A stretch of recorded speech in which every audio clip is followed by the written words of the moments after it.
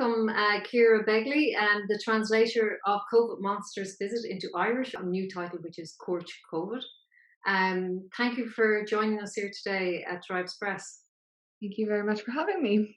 You're very welcome. So, Ciara, we want to know all about translation into Irish because it is a language that we all have a strange relationship with in Ireland. We love it, we hate it, we're afraid to speak it, or there's a lot of different dynamics happening in the Irish language when we go to school for so long to learn the Irish language and come out of school and may not even speak it. Um, I want to know how it was to translate COVID Monsters Visit into Irish. Well, for me, I've always been a bit of a Irish language nerd, so when like an opportunity like this comes up, I always take it because I am one of these um advocators of the Irish language, I guess. I want to see it more, and obviously that starts with children, and the more access they have to the language, the better. So um yeah, when I got a chance to translate this, it's obviously been translated to so many different languages before. So translating into Irish seemed to make a lot of sense. And it was great. Like I said, I'm a nerd for the Irish language. I had to sit down with it.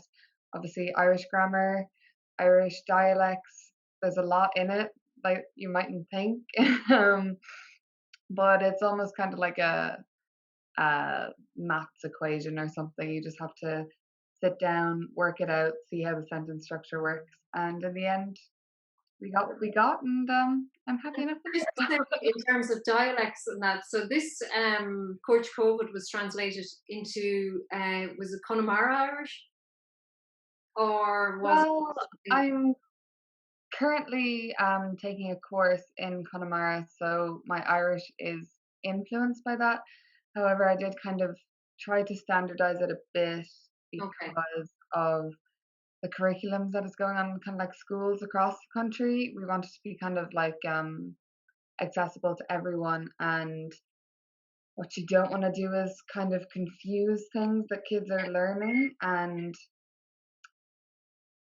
we don't necessarily, probably something that we should do in like English language schools where they teach Irish, we don't tend to focus on different dialects. It's more, here's the standard one, Yeah. which if that's how it works, that's how it works. So Perfect. probably best to go with that one, and then kind of have a bit of a blast there, as they'd say, of Connemara Irish. So it's So, maybe a more diluted Connemara um, and that's vibe. okay. We're okay with that as long as the Kaijon is there, the standard is there. We're okay with that because I think Irish is Irish, and we all are one community, and we're all trying to bring the language forward, strengthen the language in whatever way we can. And Court COVID is a book that, or at least the English version of it, COVID Monsters Visit, is a rhyming verse.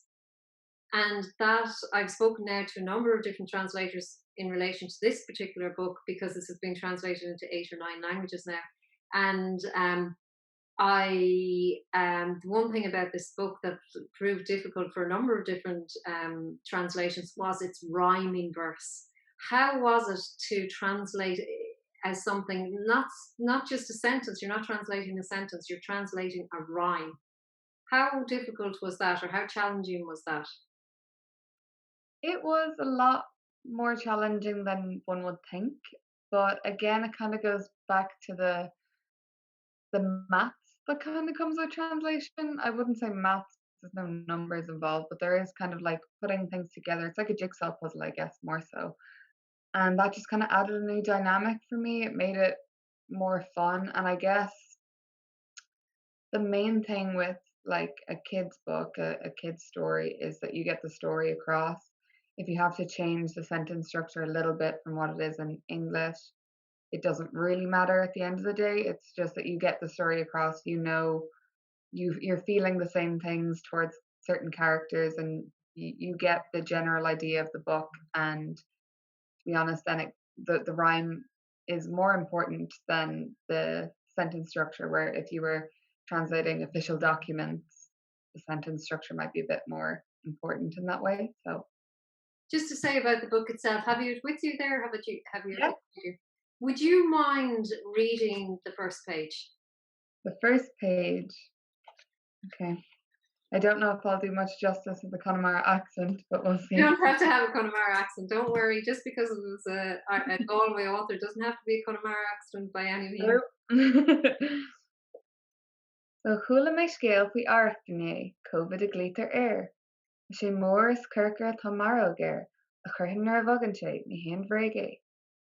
Tá lámh agus leircha gluganacha aige, pe á tú thuúlanse, ní héan duine ar bith. So, And the just to say to people who can't see the images on we have the images of this whole video will be on YouTube, our YouTube channel, but those who can't see it on the YouTube channel but are listening through podcasts, could you describe a little bit about what you've just read and what the monster actually looks like? well, like you said, he's big and purple, mór agus curca, and tá marrógéir. Marróg is a big belly. Hmm. And he definitely has one here because he's fluffy and he has a big, most of his torso is just a chubby little belly, which is nice. I think Hmm? that was really what we wanted to get across for children, that rather than being afraid of this thing, 'cause children see everything as a monster, anything scary is a monster. So Mm. take that idea that a child has in their head and put it into the context of something that's fluffy, big and fluffy and purple and big fat belly and all of this, and make it look like almost like a teddy bear.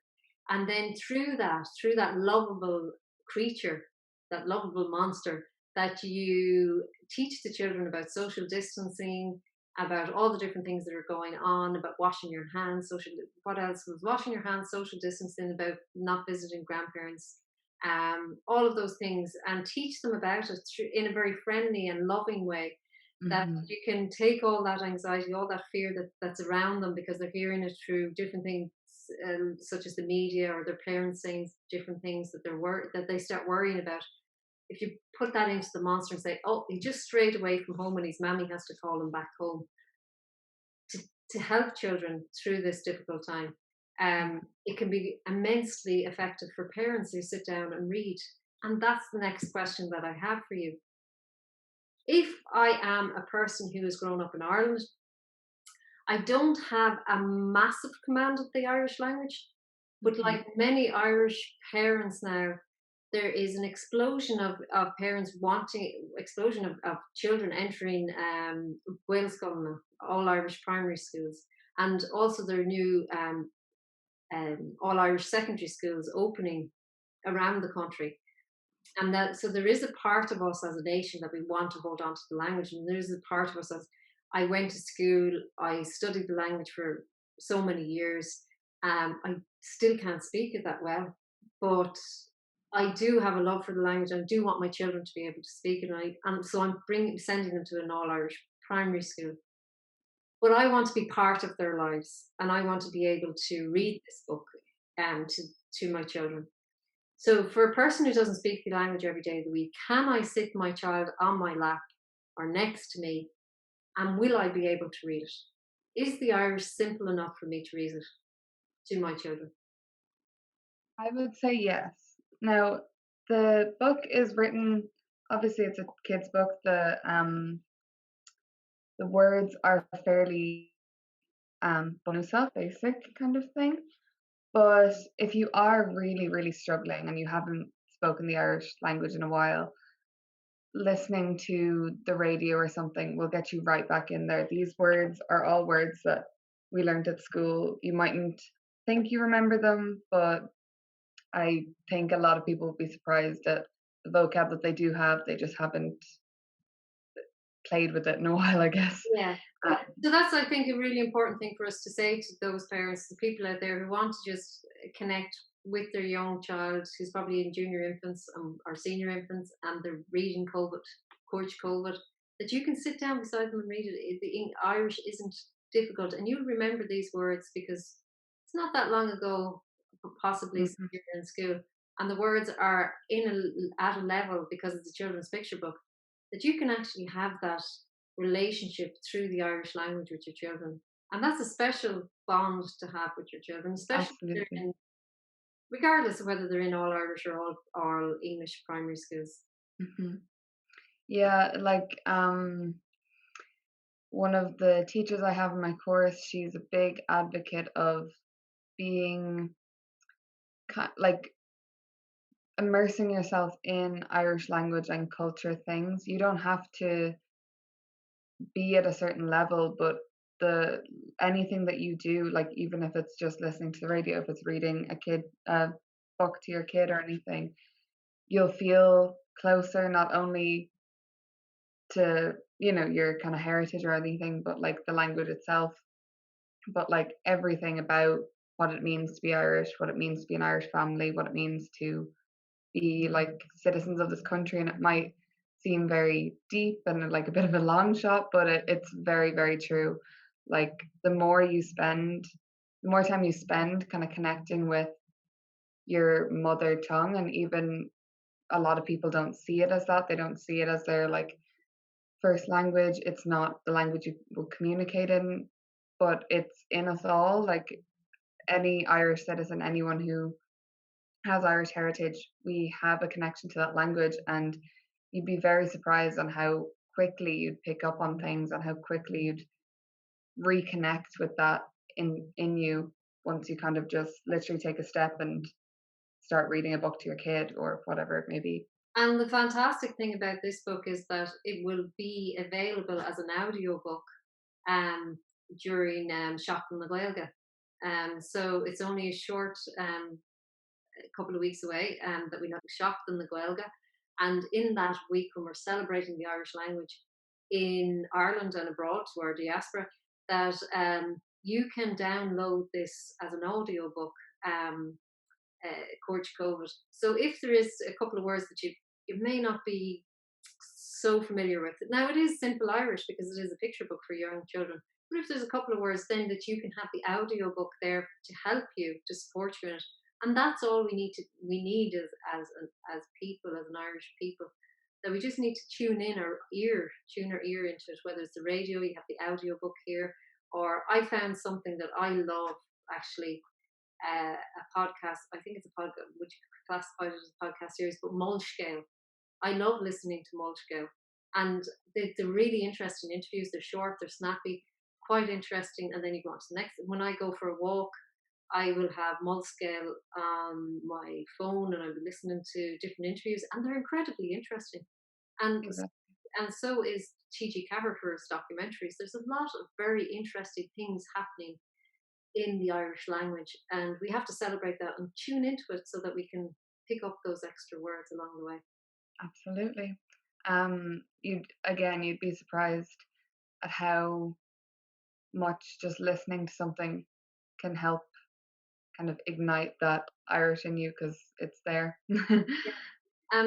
Well, so Court COVID, it's available at tribespress.com/shop. So Tribes Press is an independent publisher in Galway City. It's your local independent publisher.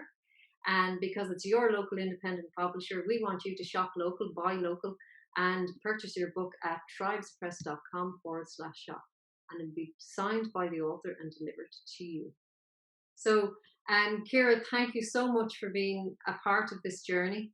Thank you so much for taking the time out of your day to talk to us about the translation, and a little bit about the Irish language and culture. I hope to have you back at another point in time, when we can talk about other things related to the Irish language. Maybe I would love to have you back to talk about old Irish sayings or seanchail and where they originate and how they enter into the Irish language, or simple things like, I would love to have you talk about actually simple things like, and let me think, ag torture mock. We still say in English to give out to a person, which makes no sense in the English language, but yet it's directly coming from the Irish language, to give out or to complain. So I'd love to have a conversation with you about those simple little things in the Irish language. We Um, could talk about those for days. we could, and maybe you come back another time to talk to us about those things. Absolutely. But in the meantime, Court COVID, get your copy. It's available on tribespress.com/shop. And thank you so much, Kira Begley, for being part of this journey. And thank you for taking time out of your day. Thank you Until so we much for meet having again, me. take care. God bless.